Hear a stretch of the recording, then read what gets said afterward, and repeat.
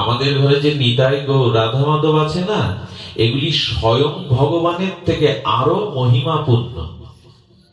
কথাটা কেমন শোনালো না? হাতি, ঘোড়া, মশা, মাছি, পাপি, তাপি, অসুর, দেবতা সবাই তো বিগ্রহ দেখতে পায় ঘরে। ভগবান কিভাবে দেখা যাবে? তো যদি বলেন ওই ভগবান আর এই ভগবান পার্থক্য আছে, আদৌ নয়। অষ্টা বিগ্রহে আর স্বয়ং ভগবানের কোন পার্থক্য বোঝা যায় কি কথাগুলি? স্বয়ং সচ্চিদানন্দ ভগবান আর রাধা মাধবের অষ্টা বিগ্রহ রূপে ভগবানের কোনো পার্থক্য নেই, বরঞ্চ স্বয়ং ভগবানের একটা অপূর্ণতা আছে, অষ্টাবিগ্রহের অপূর্ণতা নাই। সেটা কেমন? স্বয়ং ভগবান সবসময় অবতীর্ণ হতে পারে না, স্বয়ং ভগবান সবাইকে সবসময় কৃপা করতে পারে না, কিন্তু অষ্টাবিগ্রহ আমাদের ঘরে দাঁড়িয়েই আমাকে কৃপা করতে পারে। যোগ্যতা না থাকলে স্বয়ং ভগবানকে দেখা ন বেদ যোগ্য অধ্যায় না দানম ন চ ক্রিয়াভি তপভি। অর্জুনকে বলছেন এমন করে আমাকে জানা বোঝা যায় না। ঈশ্বরের কৃপালে হয়তো যাহারে সেই সেই ঈশ্বর তত্ত্ব জানিবারে বা বুঝিবারে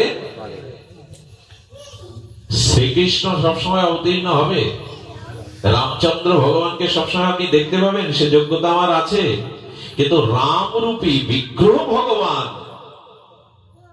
স্বয়ং পরতত্ত্ব কৃষ্ণ রূপী নিতাই গৌর বিগ্রহ ভগবান আমার ঘরে এসে আমার ঘরের মধ্যে অবস্থান নিয়ে আমার দিকে চেয়ে আছে করুণা করবার জন্য। কখনো যেন এরূপ ভাববেন না যে স্বয়ং কৃষ্ণের সাথে এই বিগ্রহ কৃষ্ণের পার্থক্য আছে, বরঞ্চ একটা শব্দ কিন্তু আমি উচ্চারণ করেছি, স্বয়ং ভগবানের একটা অপূর্ণতা আছে। সবাইকে সবসময় দর্শন যোগ্যতা লাগবে, ভজন লাগবে, কৃপা লাগবে, কিন্তু জগন্নাথ দর্শন করতে কারো যোগ্যতার প্রয়োজন। কত করুণা একবার বিবেচনা করুন তো। অষ্টা বিগ্রহ সম্পর্কে একটু ধ্যান দিন।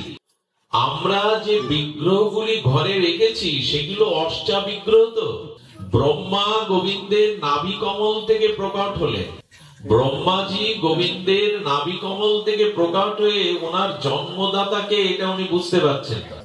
তখনই গোবিন্দ বললেন উপাসনা কর। দেব সহস্র বছর ব্রহ্মা উপাসনা করে তবে ভগবানকে কিঞ্চিত, ব্রহ্মা দেব সহস্র বছর উপাসনা করে বললেন বেদ ভগবান মহাত্মারা যাই বলুক, ভগবান আমি তোমাকে জেনেছি, আমি ব্রহ্মা প্রতিজ্ঞা রূপে বলছি তোমাকে জানা সম্ভব নয়। ব্রহ্মাজিও বিগ্রহ উপাসনা করে ভগবানের করুণা পেয়েছে। এই যে বিগ্রহ সেবা, বিগ্রহ আরাধনা, এটাই হলো ভগবত করুণা, ভগবত প্রাপ্তির অন্যতম করুণার আধার। আমি নেমে এসেছি কোথা থেকে হয়তো খেয়াল করেছেন সবাই। যিনি নির্গুণ, যিনি নিরাকার ছিলেন, তিনি আমার আকার নিলেন। সেই আকার যিনি বৈকুণ্ঠ বিলাসমূর্তি, ওখানে আমাদের যাওয়ার ক্ষমতা নারদ ব্রহ্মা ছাড়া, চতুর্শন ছাড়া নাই। রাধারানীর কৃপায় ওই ভগবান আমার বৈকুণ্ঠ থেকে, গোলক থেকে আমাদের মাঝে নেমে এলেন, অযোধ্যাতে নেমে এলেন। বৃন্দাবনে সবাই তাকে পায়নি, সবাই তার লীলা দর্শন করতে পারেনি। আর আমরা গঙ্গার ধারের মানুষ বঞ্চিত ছিলাম, এই জন্য গৌর হয়ে রাধা কৃষ্ণ মিলিত হয়ে এলেন।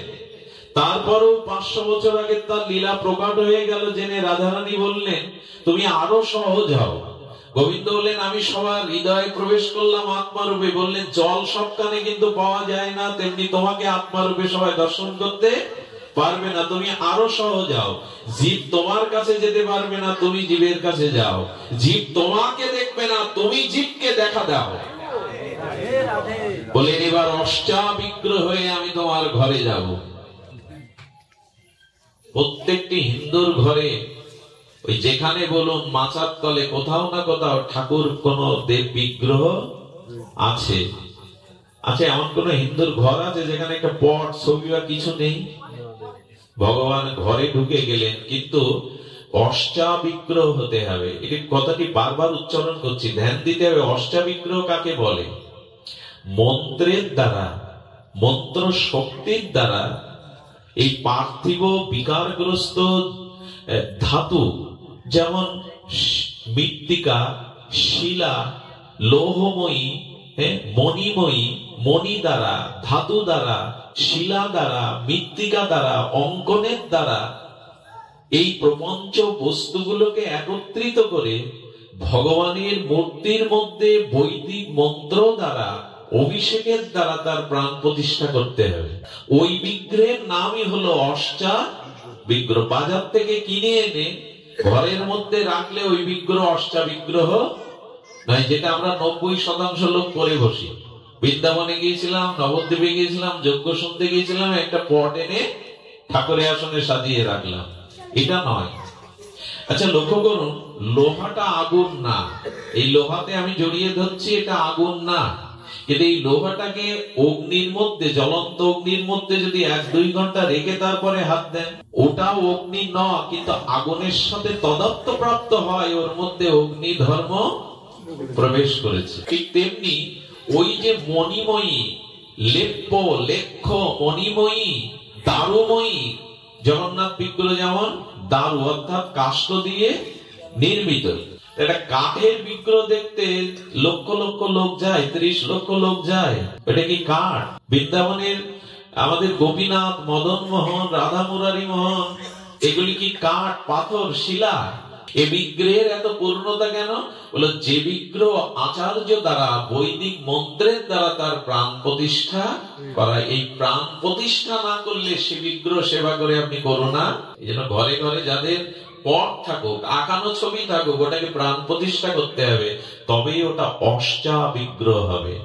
এই জন্য সনাতনী হিন্দুদের বৈদিক দর্শন, বেদান্ত দর্শন, বৈষ্ণব দর্শন বলছেন ভগবানের বিগ্রহের মধ্যে সর্বোত্তম কৃপা বিরাজিত, স্বয়ং ভগবানের যে অপূর্ণতা আছে অষ্টাবিগ্রহের মধ্যে, সেই সহজ সরল পূর্ণতা। স্বয়ং ভগবানকে তপস্যার দ্বারা, ভক্তির দ্বারা ছাড়া দর্শন করা, রেনাকে মশা মাছি অসুরও দর্শন করতে পারবে।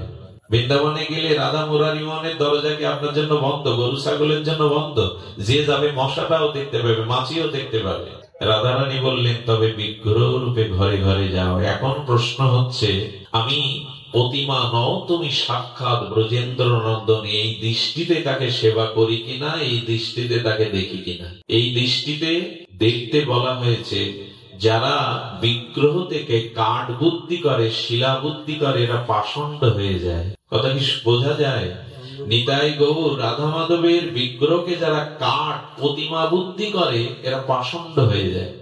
এর মধ্যে অনেকের সচেতন ব্যক্তি, শিক্ষিত ব্যক্তিদের একটা প্রশ্ন যাচ্ছে, তা তোমার বিগ্রহ যদি সাক্ষাৎ ভগবানের করুণা মূর্তি হবে, সাক্ষাৎ হবে, যখন মন্দিরে চুরি হয়, বিগ্রহ ভাঙা হয়, ওইখানে তখন কেন উনি জাগ্রত থেকে প্রতিফল দেন না? এই প্রশ্ন অনেকেই মনে মনে তোলে।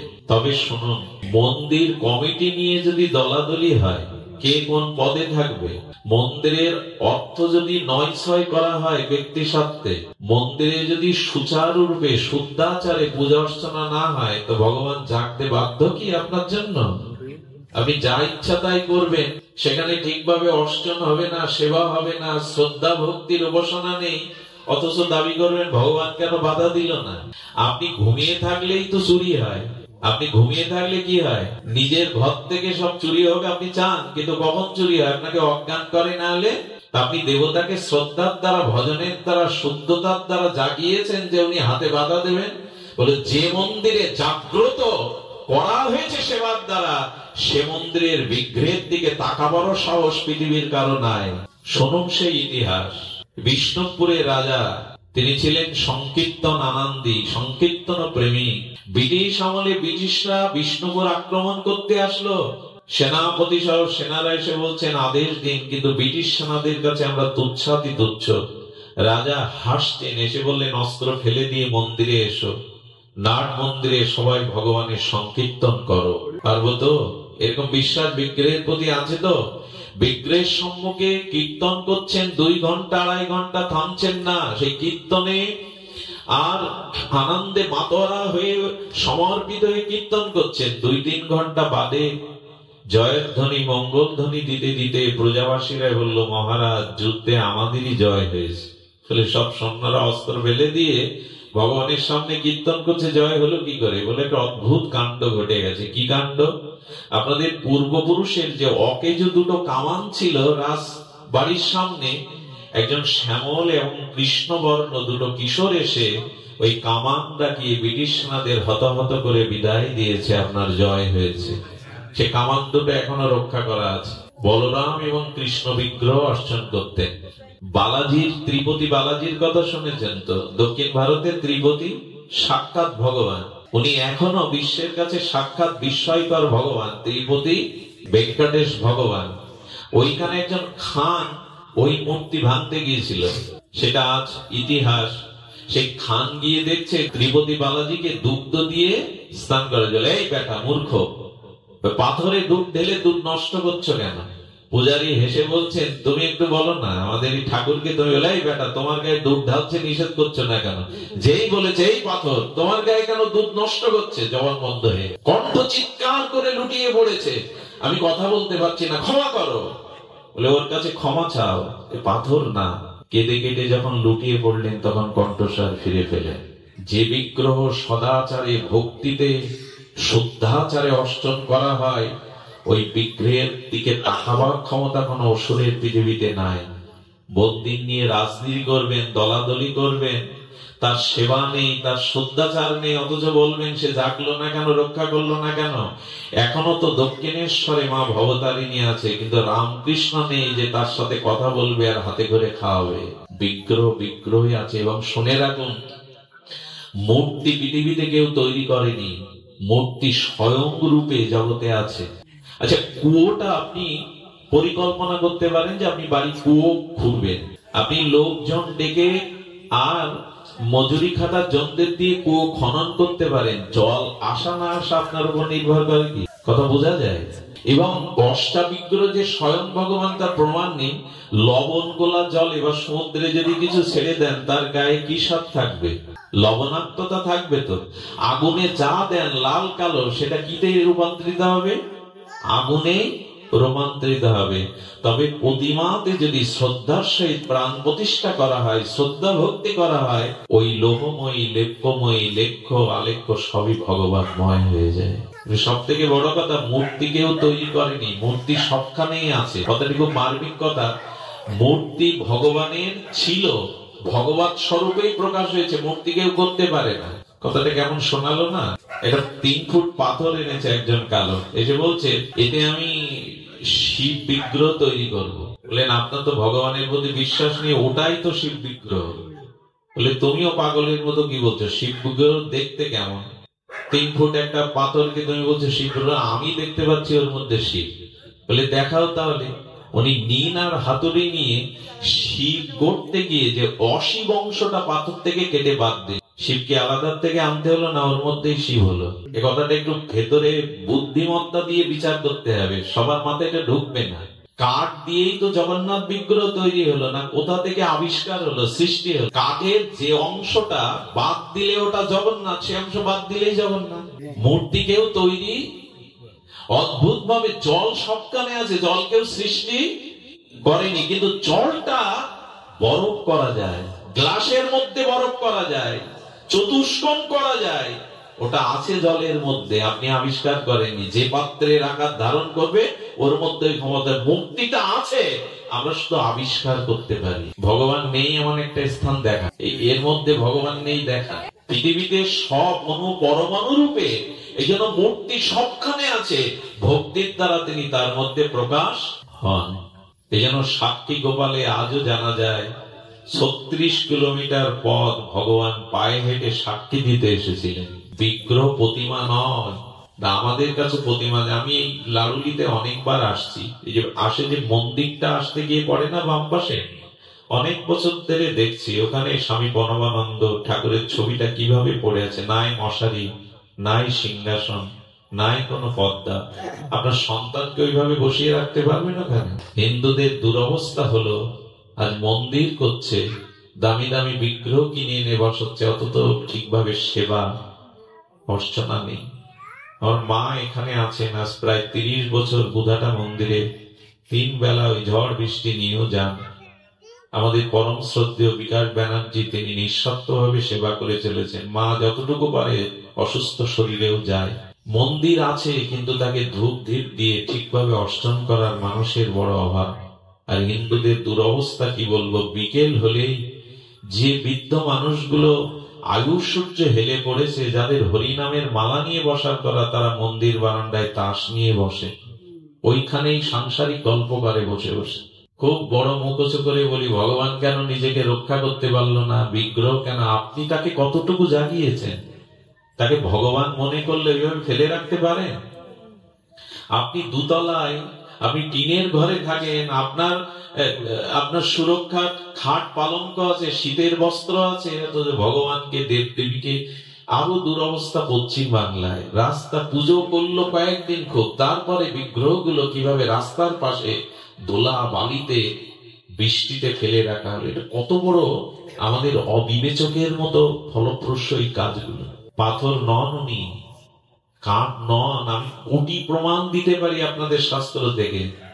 ভগবানের আমাদের পুরী ধামে লীলা চলে, জগন্নাথ ক্ষেত্রে 12 বছর পর জগন্নাথের নবকলবার হয়, নূতন কলেবর হয় 12 বছর পর, এবং একজন তার প্রাণ প্রতিষ্ঠা করে। জগন্নাথ নির্দেশ দেন যে কে এবার আমার প্রাণ প্রতিষ্ঠা করবে।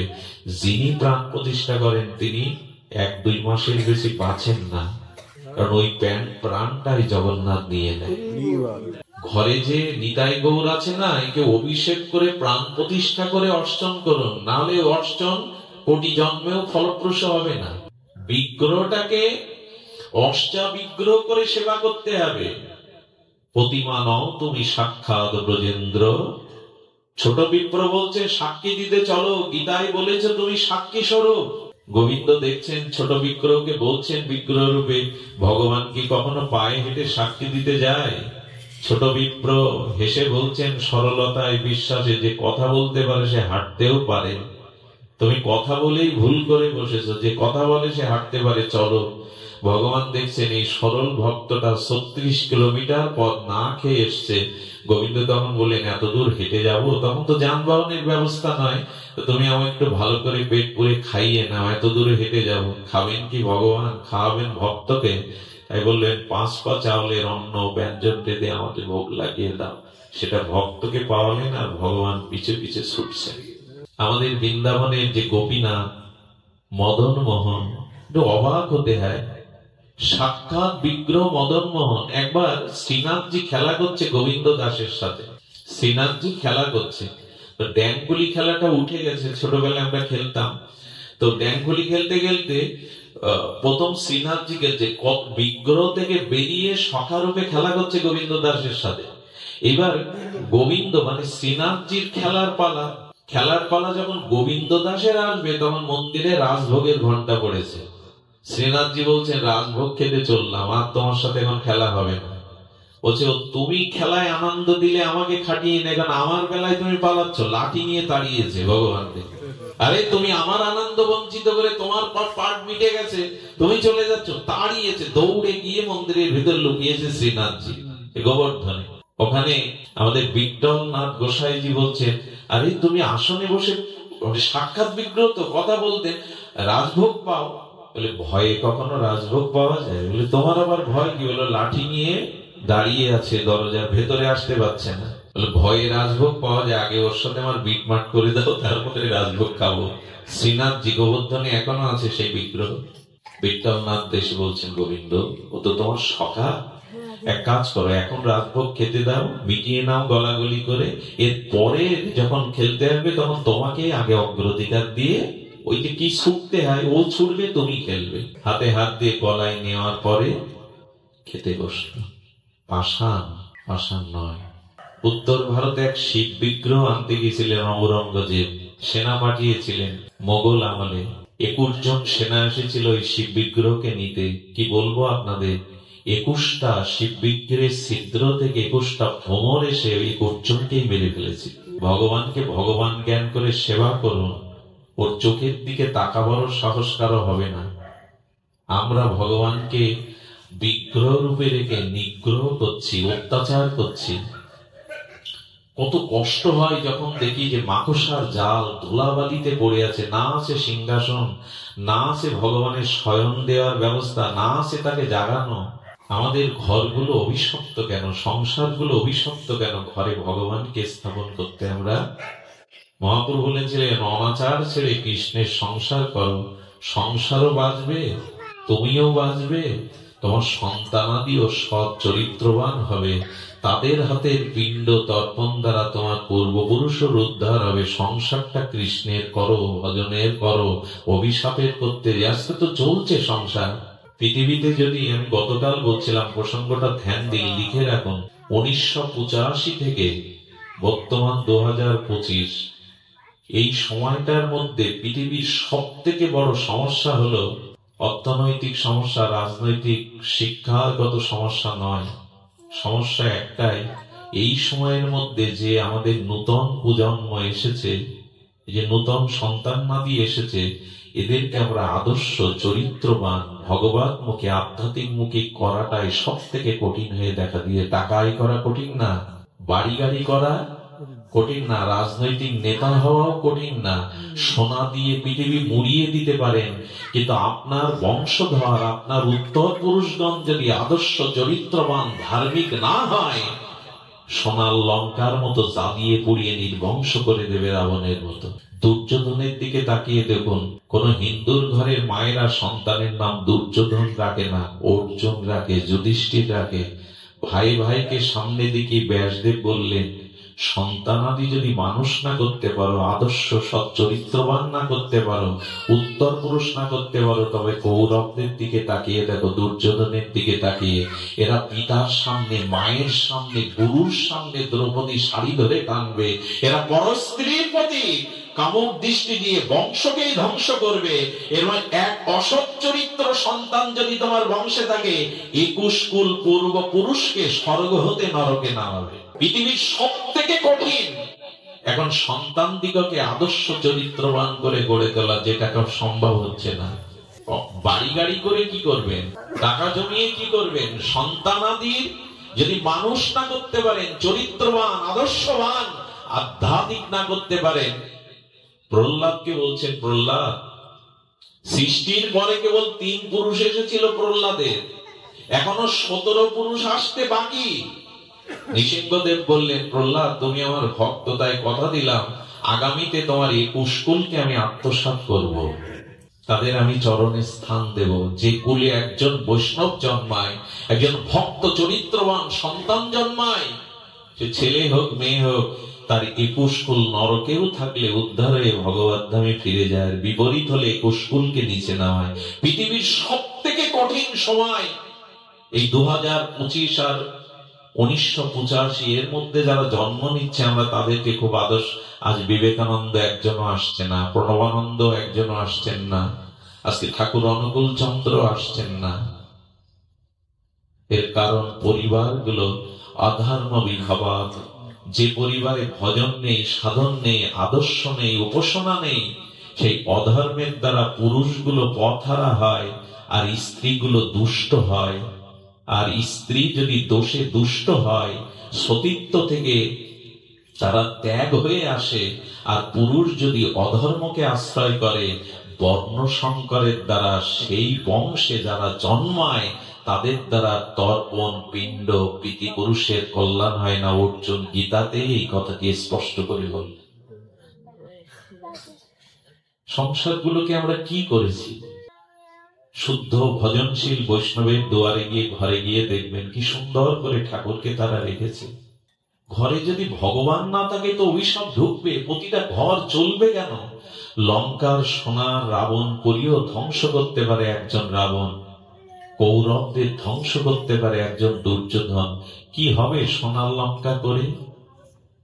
যদি সন্তানগণকে মানুষ চেষ্টা আছে, আশ্চর্য হতে হয়। গানের মাস্টার রাখে, অঙ্কের মাস্টার রাখে, ইংরেজি শেখাবার জন্য ইংলিশ মাস্টার রাখে, খেলা শেখাবার জন্য কোচার রাখে, ব্যায়াম শেখাবার জন্য কত কি ব্যবস্থা করে। এখন মানুষ হবে কি করে, ভক্ত হবে কি করে? সেখানে সাধুগুরুর সঙ্গ, দীক্ষা এগুলো ভুলেই গেছে হিন্দুরা।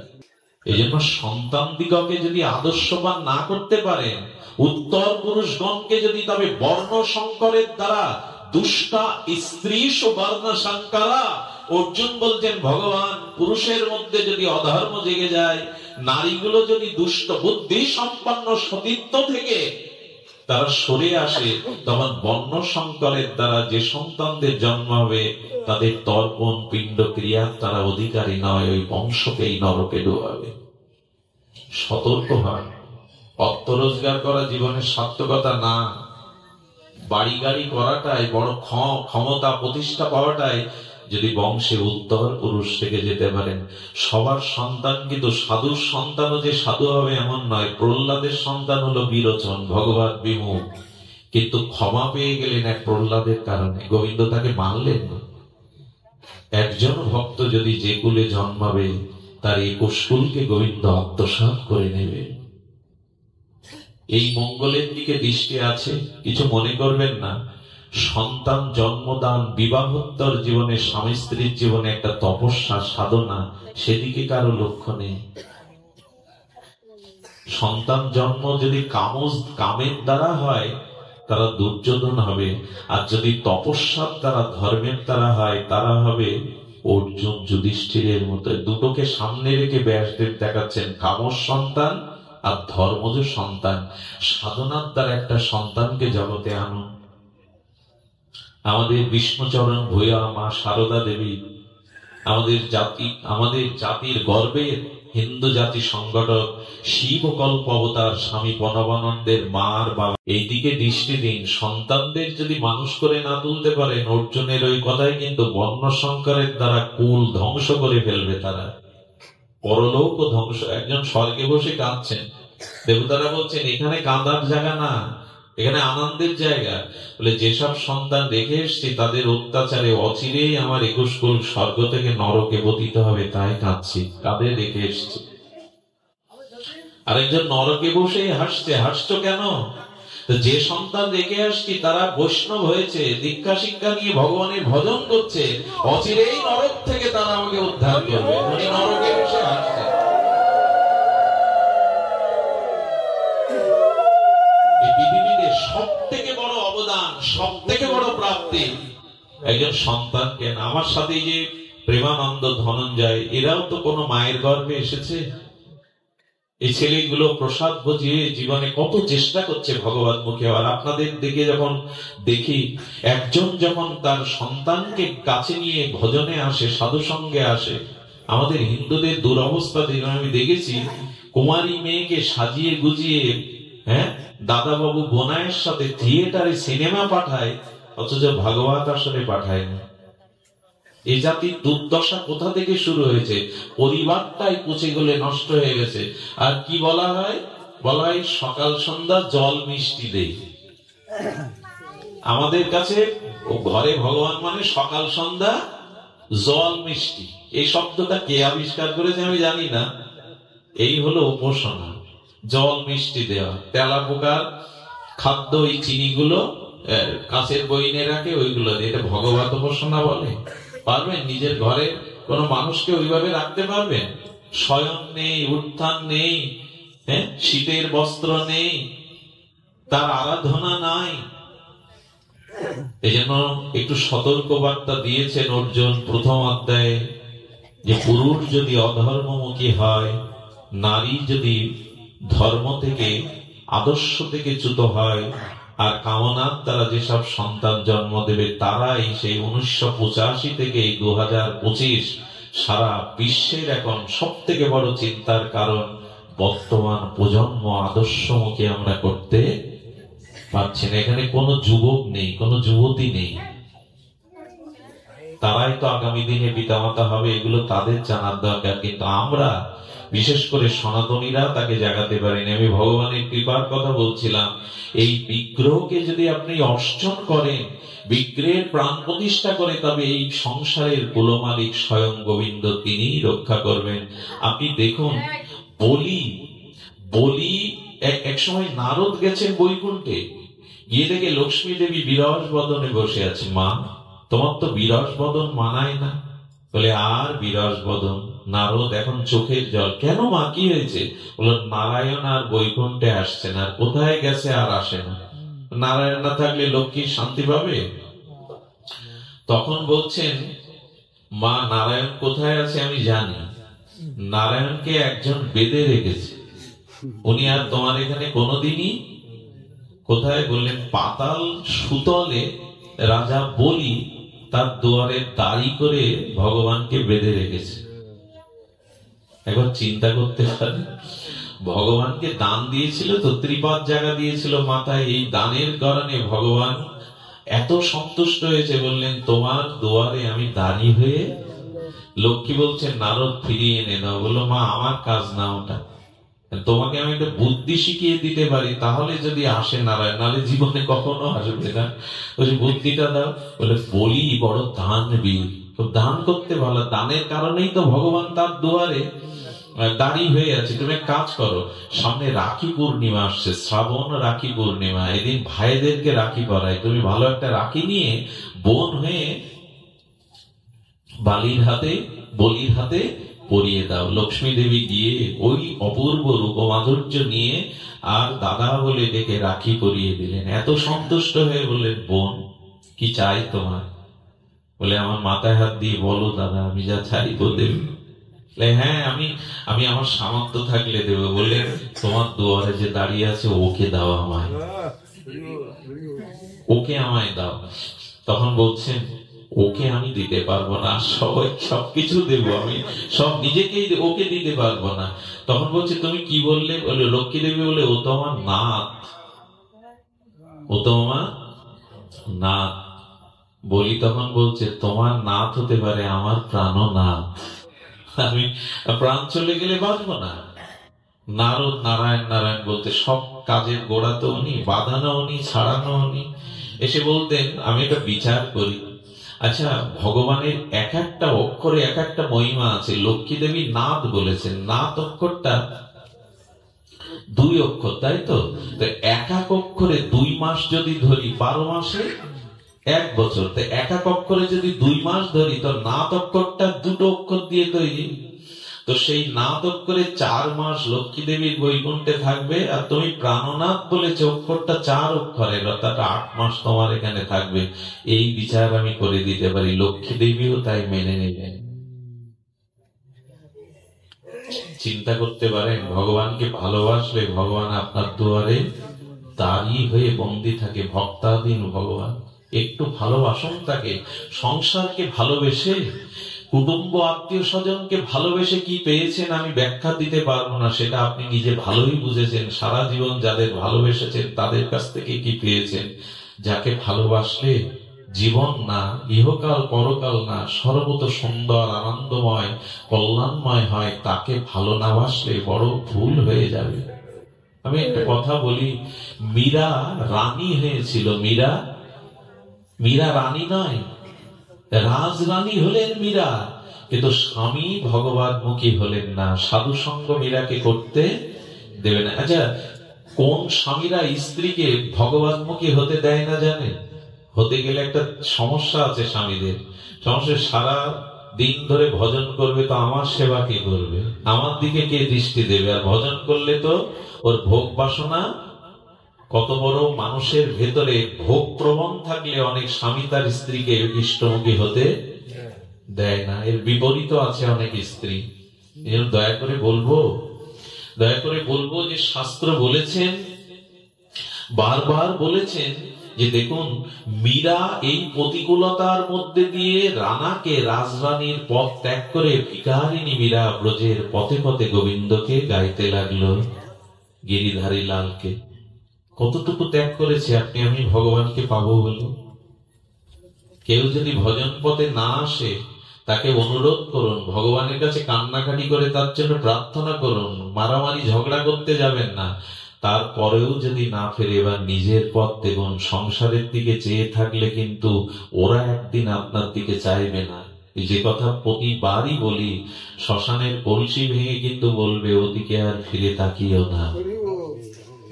এরা আপনার দিকে তাকাবে না। শ্মশানে কলসি ভেঙে বলবে কি ওদিকে আর ফিরে। ভগবান বললেন পরপারে কে নিয়ে আসবে তোকে? এই জন্য ভজন করুন।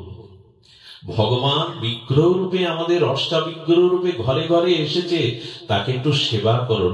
আচ্ছা, যদি বলেন আমার সামর্থ্য নেই, গোবিন্দ বলেছেন পত্রং পুষ্পং ফলং তং যেও মে ভক্তা প্রযচ্ছতি, কিছুই যদি না থাকে একটা ফুল দাও। একবার শালগ্রাম শিলা বাবাজি নিয়ে গেছে, সেই গ্রামে কোনো ফুলের গাছই নেই। তো সেই সময় শস্যের ফুল উঠেছে মাঝে, বলছে আরে ভগবান তো ফুল দিতে বলেছেন, বলেনি এই ফুলেই আমি সন্তুষ্ট হয়ে যাও, শস্যের ফুল এনে দাও। ভগবান সন্তুষ্ট হয়ে, একটু জল দাও, একটা তুলসী পাতা দাও, তবে ওটা ভক্তির সহিত দাও। তোমার সামর্থ্য, আশ্চর্য হতে হয়। সকালে মানুষ উঠে 5-7 মিনিট একটা চা খায়, খবরের কাগজ পড়ে, কিন্তু ঠাকুর ঘরে 2 মিনিট লাগে না একটা তুলসী পাতা গোবিন্দ চরণে দিতে, তাও ঢুকি না আমরা ঠাকুর ঘরে। কি করে উদ্ধার চাই, কি করে নিজের কল্যাণ চাই আমরা।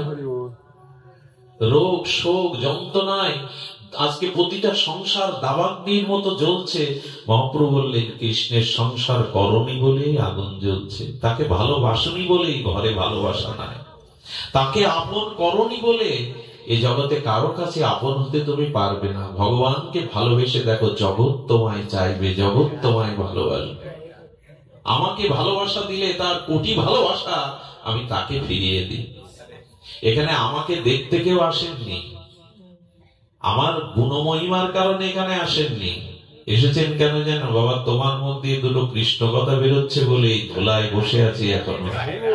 কে মূল্যায়ন করে, কার কত বিদ্যা আছে, কার কত রূপ আছে, কার কণ্ঠ কত ভালোবাসে, কে কাকে মূল্যায়ন করে। যদি তোমার ভিতরে ভগবত ভক্তি থাকে, তবে তুমি জগৎ পূজা পাবে। তাকে না ভালোবাসলে জীবনে ভালোবাসা পাওয়া যায় না। যেন ভগবানকে ভালোবাসুন, সংসারে কর্তব্য করুন, ভালোবাসাটা ভগবানকে দিন। আর কতকাল ভুল করবো, আর কত জন্ম ভুল করব। এইভাবে তাকে ভালো না বাসলে বারবার আসতে হবে, বারবার জন্ম মৃত্যু ভোগ করতে হবে। এরকম গোবিন্দ বললেন, আমি বিগ্রহ রূপে তোমার ঘরে আছি, তুমি আমাকে প্রাণ দিয়ে ভালোবাসো। বিগ্রহ কেমন জানেন? বিগ্রহ আপনার সাক্ষাৎ রূপে আপনার গৃহে তিনি, এই যে বিগ্রহ বলছিলাম, অষ্টাবিগ্রহের যে মহিমা, তা অনন্ত মহিমা, বলে শেষ করা যাবে না, বলে শেষ করা যাবে না। তাকে একটু ভালোবাসুন। শ্রীনাথজি, আপনি জানেন, এ কথাও বলেছি, আমাদের শ্রীনাথজির একজন ভক্ত ছিলেন, আর সেই ভক্ত বিট্টল ভগবান। বিট্টল ভগবান বলা হয়, বিট্টল গোসাইজি বলা হয়। সেই বিট্টল গোসাই কি করেছে জানেন? উনি কি করতেন? দাপরের অর্চনা, দাপরের সেবায় কলিতে প্রকাশ করেছিলেন গিরিরাজের তটে শ্রীনাথজির সেবায়। 56 ব্যঞ্জন রান্না করে ভোগ দিতেন প্রতিদিন। এটা বৈকুণ্ঠেও এরকম সেবা হয় না, প্রতিদিন দিতেন। দিতে দিতে একদিন সবজির মধ্যে একটা বেগুনের ডাঁটা পেয়েছিলেন, তাতে এত ব্যথা পেয়েছিলেন, শ্রীনাথজিকে বলছেন, আমি তোমার সেবার যোগ্য নই, এটা কত কষ্ট হয়েছে তোমায় পেতে, এই ডাটাটা ভুল করে সেবকগণের দোষ আমার। ওই দিন কি করলে জানেন? কাপড় রাঙালেন, আবির রঙে কাপড়কে গৌরিক বসন করলে, রঙে চুবিয়ে সিদ্ধান্ত নিলেন, যদি সেবাই না করতে পারি, সেবার উপযোগিতা না থাকে, আমি কাল জঙ্গলে সন্ন্যাস নিয়ে ওখানেই দেহ ছাড়বো, আর তোমাকে মুখ দেখাবো না। একটা বেগুনের ডাটা পেয়েছে, তাতে তার এতটা ব্যথা জেগেছে, আমি সেবার উপযোগী না, আমি আমি সন্ন্যাস নিয়ে চলে যাব। ওই দিন রাত্রে বিট্টলনাথ গোসাইয়ের ছেলে গিরিধারীকে স্বপ্ন দেখাচ্ছে, আমার যত পোশাক আছে, ভগবান বলছেন এক একদিন এক এক রঙের পোশাক পরানো হয়, আমার পোশাকগুলোকে গেরুয়া রঙে রাঙিয়ে দাও, এ শুকাতে দাও। সকালবেলা মন্দিরে প্রণাম করে চলে যেতে যাবে, ওই গিরিয়া বসন করে বিট্টলনাথজি গিয়েছেন, গোবিন্দের কাপড়গুলো, শ্রীনাথজির কাপড়গুলো সব গৌরিক রঙে রাঙানো। বলে, তোমার কাপড় কে রাঙিয়েছে? সাক্ষাৎ বিগ্রহ চলো চলো চোখে বলছেন, তুমি যদি আমায় ছেড়ে জঙ্গলে চলে যাও, আমিও সিদ্ধান্ত নিয়েছি, কাপড় রাঙিয়েছে, আমিও সন্ন্যাস নিয়ে তোমার সাথে চলে যাবো, এখানে থাকবো না, আমিও চলে যাব। আরে আমাদের মাধবদাস বাবাজি পরিধামে বসে সমুদ্র তীরে 3 দিন ভজন করছে, খাওয়া ক্ষুধা তৃষ্ণা কোনো দিকে সেবার দিকে লক্ষ্য নেই, শুধু জগন্নাথকে ভজন করে চলেছে। জগন্নাথের রাত্রের প্রসাদ ঢেকে রাখা হয় সোনার থালে, কারণ জগন্নাথের যদি ক্ষুধা লাগে, লক্ষ্মী দেবী ওই অন্নটা রাত্রে দেয়, জগন্নাথকে সোনার তালে ঢেকে এসেছে। জগন্নাথ বলছেন, লক্ষ্মী আজকে আমাকে এই প্রসাদটা দিও না। বলে কেন, পাবেন না কেন? বলে ওই দেখো আমার প্রিয় ভক্ত মাধব 3 দিন ভজন করছে, তার পেটে অন্ন যায়নি, তুমি মাথায় করে আমার মাধবকে এই প্রসাদ দিয়ে এসো। বেশি দিন আগের ঘটনা না, এগুলো হয়তো 500-700 বছর আগের ঘটনা, 1000 বছরের ঘটনা। দিয়ে এসো। আচ্ছা, লক্ষ্মী দেবীকে পাঠাবেন কেন? জগন্নাথের সেবকের অভাব আছে কি? কাউকে তো দিতে বলতে পারতেন। উদ্ধবকে বলেছিলেন, উদ্ধব শোনো, আমার পুত্র আমার কাছে যত প্রিয় না, আমার পুত্র ব্রহ্মা, ব্রহ্মা আমার কাছে যত প্রিয় না, আমার লক্ষ্মী দেবী তুমি আমার কাছে যতটা প্রিয় না, আমার দাদা বলরামও আমার কাছে যতটা প্রিয় না, আমার ভক্ত আমার কাছে তার থেকে প্রিয়। আমি ভক্ত সেবা নিজে করবার জন্য বড় ব্যাকুল হয়ে যায়। লক্ষ্মী দেবীও তুমি আমার এত প্রিয় না, দাদা বলদেবও এত প্রিয় না, আমার পুত্র ব্রহ্মাও এত প্রিয় না যতটা ভক্ত আমার প্রিয়। লক্ষ্মী দেবীকে পাঠালেন। নূপুর চরণে দিব্য আলোয় উদ্ভাসিত হয়ে লক্ষ্মী দেবী মাথায় করে জগন্নাথের প্রসাদী স্বর্ণ থাল মাধব দাস বাবারির কুটিরের সামনে রেখে গেলেন। কারণ দেখা দিলে হয়তো তিনি আমি দিয়েছি বলে প্রসাদ পাবেন না। কুঠিরের সামনে রেখে এলেন। হঠাৎ প্রসাদের দিব্য গন্ধে ভরে গেল চারিদিক। যদি ভগবানকে শুদ্ধাচারে ভোগ লাগানো হয় আর ওটা যদি গ্রহণ করেন ভক্তির দ্বারা, ও 3টে গুণ থাকবে ওই প্রসাদে। ওই প্রসাদে একটা দিব্য চিন্ময় গন্ধ পাবেন, আর ওই প্রসাদ পাওয়ার সাথে সাথে চিত্ত পাপ মুক্ত হবে, নির্মল হবে, এবং ওই প্রসাদ পাওয়ার সাথে সাথে ভজনে আরো তীব্র ব্যাকুলতা বাড়বে। এই হলো প্রসাদের 3টে গুণ।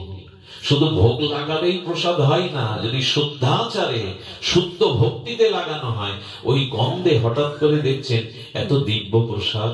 প্রসাদটা মাধব দাস পেলেন, পেয়ে স্বর্ণ থালাটা সমুদ্রে মার্জন করে ওই জায়গায় রাখলেন, যে রেখে গেছে সেই নিয়ে যাবে। সকাল হলে পূজারী জগন্নাথ মন্দিরের দুয়ার খুলে দেখে স্বর্ণ থালা চুরি হয়ে গেছে। রাজা সহ সমস্ত পান্ডা সেনারা খুঁজছে। মাধবদাস বাবাজির কুটিরের সামনে স্বর্ণথাল পেয়ে তাকে পিঠ মোড়া দিয়ে বাঁধা হলো। পিলারে রেখে একের পর এক পান্ডারা তাকে বেত্রাঘাত করতে লাগলো। কিছুই বলে না মাধবদাস, কিছুই বলে না। নীরবে নীরবে জগন্নাথকে স্মরণ করছে। ওকে বেঁধে রেখে পান্ডারা বলছে, জগন্নাথের এখন অভিষেকের সময়, স্নানের সময়, ওকে বাধা থাক, পরে এসে ওকে আমরা ওর বাকি সাজাটা দেব। জগন্নাথে গিয়ে পান্ডারা জগন্নাথকে অভিষেক করে যখন পোশাক পরাতে যাবে, সিঙ্গার করতে গিয়ে দেখলো জগন্নাথের পিঠে প্রতিটা বেত্রাঘাতের দাগ ফুটে উঠেছে।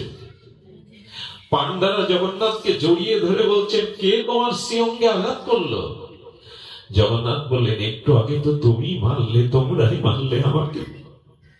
আমি আমার মাধব দাসের পিঠে পিঠ পেতে দিয়ে তোমাদের প্রত্যেকটি আঘাত আমি নিজে নিয়েছিলাম। হরিদাসকে যেদিন বাইর বাজারে বেত্রাঘাত করা হয়, ওর প্রত্যেকটি আঘাত আমি আমার পিঠে নিয়েছিলাম। এই হলো ভগবান।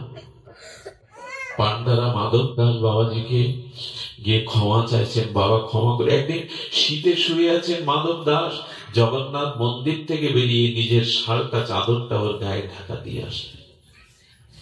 ভগবান পাথর না, সনাতন ধর্মের এই বিগ্রহ সাধারণ নয়।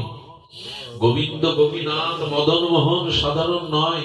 ঘরে ঘরে নিতাই গৌর যুগলের উপাসনা করুন, তাদের স্থাপন করে তাদের একটু ভালোবাসুন। এই ভালোবাসাই জীবনে সার্থকতা আসবে। রাধারানী বললেন, তোমাকে আরো সহজ হতে হবে। তো বলে এই পাঠ বিশ্রাম করছি। ঘটনাটা খুব অপূর্ব। রাধারানী বললেন, বিগ্রহ থেকে আরো সহজ কি হবে? বলো, সবার সামর্থ্য নেই, সকলের সময় নেই তোমার বিগ্রহ ঘরে প্রতিষ্ঠা করে তোমার অর্চন করবে। আরো সহজ হও ভগবান। হে প্রিয় পরম। রাধারানী তখন বলছেন, আরো সহজ হও বলে, এবার তুমি বলে দাও। বলেন, এক কাজ করো, তুমি এবার বিগ্রহ সচ্চিদানন্দ স্বরূপে নাম রূপে জীবের জিহ্বায় প্রকাশ হও, নাম রূপে। আচ্ছা, মন্দিরেই তো বিগ্রহ পূজা করা যায়, রাস্তায় করা যাবে? এখানে রাত 2টোর সময় মন্দিরে গিয়ে ঘন্টা নাড়ানো যাবে? ওটা কি সময় বিধি? কিন্তু নাম শয়নে, স্বপনে, বাথরুমে, ল্যাট্রিনে বসেও কেনা যাবে। রাজরানী বললেন, শ্যামসুন্দর, তোমার আমার থেকে বেশি মহিমা নামে প্রকট করো, নামে কৃপা করে নাম রূপে জীবের জিহ্বায় যায়। ভগবানের থেকে তার নামের মহিমা বহু বহু গুণ বেশি। এরপরে একটা প্রশ্ন করবো আপনাদের কাছে, এরপরেও কি নাম আমরা নিলাম? নামের রুচি হলো আমাদের? এরপরেও কি তার করুণাটা আঁচল দিয়ে নিলাম? মহাপ্রভু বললেন, খাইতে শুইতে উঠিতে বসিতে যে অবস্থায় থাকো আমার নাম নাও, আমি নামের মধ্যেই প্রকার হয়ে তোমায় কৃপা করবো। বলে, সারা জীবন যারা তোমায় নাম নিয়েছে সেই ভক্তরা মৃত্যুর আগে যদি ব্রেন, তাদের স্মৃতিশক্তি না থাকে, তারা যদি বোবা হয়ে যায়, তো সারা জীবন তোমার নাম নিয়ে কি হলো? গোবিন্দ বলেন, ওই সময় যদি তার স্মৃতি না থাকে, উন্মাদ দশা হয়, তবে আমি তার হৃদয়ে বসে তার হয়ে নাম নিয়ে নেবো। দায়িত্বটা তখন আমি নিয়ে নেব। ভগবান অতি কৃপা করে, করুণা করে নাম রূপে আমাদের জিহ্বায় এসে, তবু এতটা আমরা ভগবান বিমুখ, তার নামটাও জিহ্বায় দিলাম। সারাদিন বিষয় কথা, সারাদিন সাংসারিক কথা বলি, কিন্তু ভগবানের নাম তো জিহ্বায় উচ্চারণ করি না। নাম ভগবানকে কিনে এনে দেয়। নাম কাকে বলে জানেন? নাম নামায়তি ইতি নাম, নাম নামীকে টেনে নামায় আমার কাছে, এনি নাম নাম। ভগবানকে ওই নিরাকার, নির্গুণ, নির্লীল, পূর্ণ সরাট বিভু চৈতন্য ভগবানকে নাম রূপে আমার জিহ্বায় প্রকাশ করেছেন রাধারানী। এত বড় করুণা করেছেন তিনি, তবু নাম নিলাম না। আমি সর্বশেষে বলি, এই যুগে, বিশেষ করে মহাপ্রভুর কলি যুগে, নাম নিয়ে, নাম ব্যতীত আমাদের আত্মকল্যাণ হবে না। এই নামই সর্বকৃপা করে সর্বসাধন শব্দদত্ত নামে মহাপ্রভু দিয়ে গেছে। শব্দ সাধন তত্ত্ব যা কিছু সম্বল, হরিনাম সংকীর্তনে বিশাল ও সকল। এই জন্য আসুন, আজ থেকে এখান থেকে সংকল্প করি, জীবনে চলার পথে প্রতি ক্ষেত্রে যেন নাম বিরতি আমরা নাম নেই। আজ এইটুকুই থাক। এই ছেলেটা চলে গিয়ে তার পিতা মাতাকে এমন একটা জিনিস দিয়ে গেছে, আমি বলবো, ছেলেটা অকালে চলে যায়নি, ছেলেটা চলে গিয়ে তার পিতা মাতাকেও কল্যাণ করে গেছে। ও চলে যাওয়ার পরে ওর পিতা মাতার মধ্যে বৈরাগ্য, ভগবত ভাবনাটা দিয়ে গেল। আমি বলবো, ও থাকলে হয়তো এই আসরটা আমরা এখানে করতাম না। ও অলক্ষ্যে ভগবানের চরণেই থাকুক, সুখে থাকুক সেখানে। যার উদ্দেশ্যে ভাগবত হয়, বৈষ্ণব সেবা হয়, ভগবান তাকে চিরদিনের মতো চরণে দিব্য ধামে নিয়ে নেন। ওর জন্য প্রার্থনা করবেন, ওর পিতামাতা, পরিবার সকলেই যেন ভগবতমুখী হয়।